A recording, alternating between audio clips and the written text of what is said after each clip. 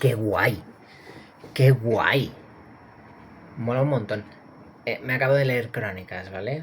Eh, todo esto, y no es nada, son apuntes. A ver, ¿cómo os explico qué es Crónicas? Después de el Éxodo viene Números y después viene el Deuteronomio, ¿vale? El Deuteronomio no es más que una recopilación de lo que ya se ha dicho en la Biblia. Por eso no lo conté en este canal. Crónicas es lo mismo y tiene sentido. A ver, el Levítico es otro libro de la Biblia, es la ley que trajo Moisés, ¿vale? Y te lo escriben en la Biblia. El Deuteronomio es lo que quedó escrito para que lo que hizo Moisés y demás no se perdiera. Y te lo escriben, un resumen de lo anterior, aquí. Porque es como un mantén estas escrituras, que ya te lo he contado, pero en ese momento era un libro aparte y era como para preservar lo que se había dicho, ¿no? Porque la historia de Israel, pues, ha sido siempre muy inestable. Entonces ha habido épocas donde ha habido que encapsular la historia que ya se ha contado para más tarde. Vale, pues Crónicas es lo mismo. En el capítulo anterior os conté que el último rey se sentaba a comer con su enemigo, ¿no? Le mantenía ahí como un puesto honorífico. Pero la realidad de la mayoría de los hebreos es que se tuvo que exiliar y se fue a Egipto. La mayoría. Entonces, estamos en el libro de Esdras, ¿vale? Nuevo libro. Y me encanta este libro. ¿Por qué? Porque yo me leí la Ciropedia. La Ciropedia,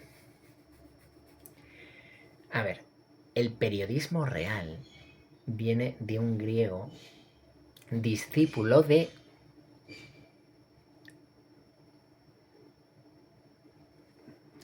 el maestro de Platón,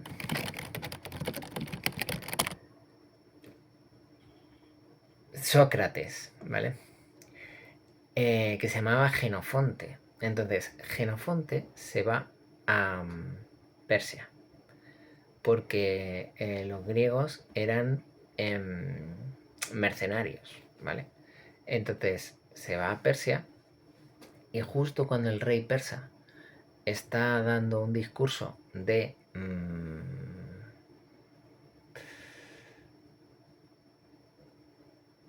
unidad, lo matan.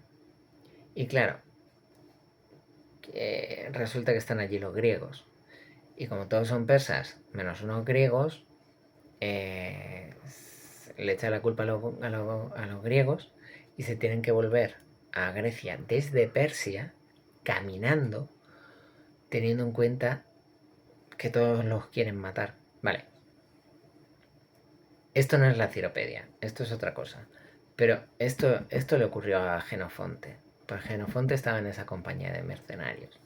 Entonces, hay una película del siglo XX muy buena que se llama The Warriors, que es estrambótica. Está basada en el siglo XX. Bueno, en el siglo XXI, cuando era el siglo XX, ¿vale? Se supone que en el futuro hay más pandillas y más bandas en la ciudad de Los Ángeles que policía. Pero es que hay más que casi población. Entonces hacen una reunión y el rey de las bandas dice, vamos a ponernos todos de acuerdo y vamos a someter Los Ángeles. Y lo matan al rey de las bandas. Y entonces le echan toda la culpa a The Warriors, los guerreros, y todas las pandillas, que son cada una de un estilo. Están los nerds, como si fueran empollones de clase, están los que hacen hockey, están cada uno con su rollo. Y es la misma historia, adaptada. Vale. Genofonte como estuve en Persia, por aquella época, narró la vida de Ciro, Ciro II el Grande, que es el mejor gobernador que ha tenido la historia del mundo. ¿Vale? ¿Por qué? Porque era un buen tío. En vez de conquistar, eh, él fue haciendo alianzas y gracias a las alianzas y a que era un buen tipo, consiguió hacer el imperio persa, que es lo que hoy tenemos como Irán. Y además derrotó a Nabucodonosor. Bueno, son los que eh, arrasaron el templo de Jerusalén. Entonces, me da la grata noticia de que el libro de Esdras empieza con Ciro. Ciro II el Grande decreta que los hebreos se han quedado sin su magnífico templo y que hay que hacer lo que sea, apoyar con lo que tengan, con todo lo más grande para reconstruir el templo de Jerusalén. Toma ya, ¿quién reconstruye el templo de Jerusalén? No me lo esperaba.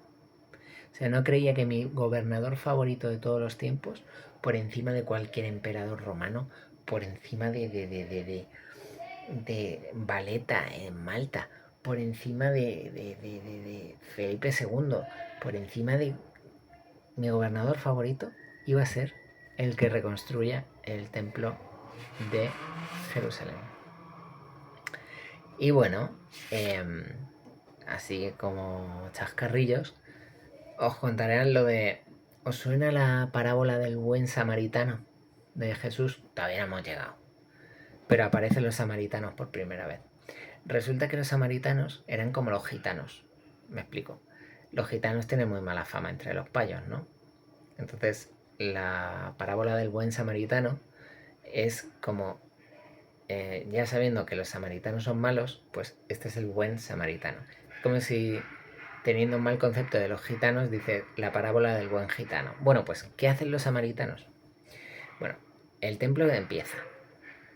Y llegan los samaritanos y dice, oye, que nosotros también adoramos a Dios, que somos hebreos, más o menos. No somos hebreos porque hay una diferencia étnica, pero vamos, que culturalmente somos vosotros. Dejarnos participar. Y dice, no, fuera de aquí, samaritanos. Y entonces empiezan a meter cizañas, sobornan a los obreros para que dejen de trabajar, para que pierdan el tiempo, para de todo. Y dice... Entonces la población samaritana empezó a desanimar al pueblo de Judá, a meterles miedo con el fin de que dejasen la construcción. Sobornaron además contra ellos a algunos funcionarios del rey de Persia, de Ciro, para hacer fracasar el proyecto. Este estado de las cosas duró todo el tiempo que aún reinó Ciro, rey de Persia, hasta el reinado de Darío, rey de Persia. Darío y Jerjes os sonarán, porque Jerjes es el rey de 300. ¡Espartanos! ¿Cuál es vuestro oficio? ¡Aú! ¡Aú! ¡Aú! Vale, pues estamos en esta época y me flipa, porque conozco la historia de Ciro y de Darío y de Jerjes. Mola.